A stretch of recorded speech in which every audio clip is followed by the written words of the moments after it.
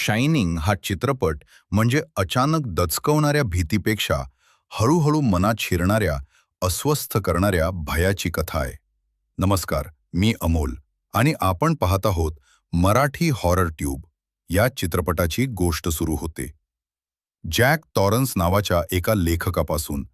लेखनात अपयश, आर्थिक अडचणी आणि स्वतःच्या रागावर नियंत्रण नसल्यामुळे जॅक त्रस्त आहे. आयुष्याला नवी सुरुवात मिळावी म्हणून तो डोंगराळ भागात असलेल्या ओव्हरलूक हॉटेलमध्ये हिवाळ्यासाठी केअरटेकरची नोकरी स्वीकारतो. हिवाळ्यात प्रचंड बर्फवृष्टीमुळे हे हॉटेल पूर्णपणे बंद राहतं आणि त्या काळात जॅक, त्याची पत्नी वेंडी आणि त्यांचा लहान मुलगा डॅनी तिथे एकटेच राहणार असतात. हॉटेलमध्ये येताच डॅनीच्या वागण्यात एक वेगळाच बदल जाणवतो, कारण डॅनीकडे शायनिंग नावाची मानसिक शक्ती आहे.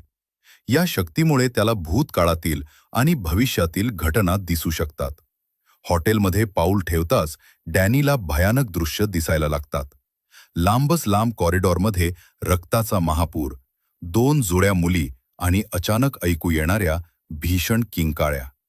या दृश्यांनी तो घाबरतो, पण आईवडिलांना नेमकं काय घडतंय हे सांगू शकत नाही. दुसरीकडे जॅक हळूहळू बदलायला लागतो.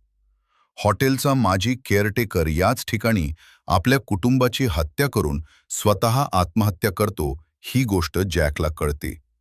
ही माहिती ऐकून सामान्य माणूस सावध झाला असता, पण जॅक मात्र याच हॉटेलकडे अधिक ओढला जातो. एकाकीपणा, दारूचं व्यसन आणि हॉटेलमध्ये दडलेल्या अदृश्य शक्ती यांचा त्याच्या मनावर परिणाम होऊ लागतो. हळूहळू जॅकला हॉटेलमध्ये लोक दिसायला लागतात. बंद असलेल्या बारमध्ये बारटेंडर त्याला दारू देतो. मोठ्या पार्टी सुरू असतात. हसणारी आणि नाचणारी माणसं दिसतात. प्रत्यक्षात मात्र हॉटेल पूर्णपणे रिकामं असतं. या भूतांच्या प्रभावाखाली जॅकच्या मनात एकच विचार घर करू लागतो. त्याचं अपयश याच कुटुंबामुळे आहे. जसजसा हिवाळा वाढतो तसतसा जॅकचा मानसिक तोल ढासळतो. तो आक्रमक बनतो, संशयी होतो आणि वेंडी व डॅनीकडे शत्रू म्हणून पाहू लागतो.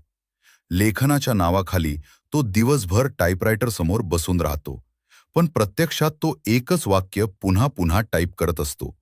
वेंडीला कळून चुकतं की जॅक पूर्णपणे वेडाकडे चालला आहे आणि कुऱ्हाड घेऊन वेंडीचा पाठलाग करतो.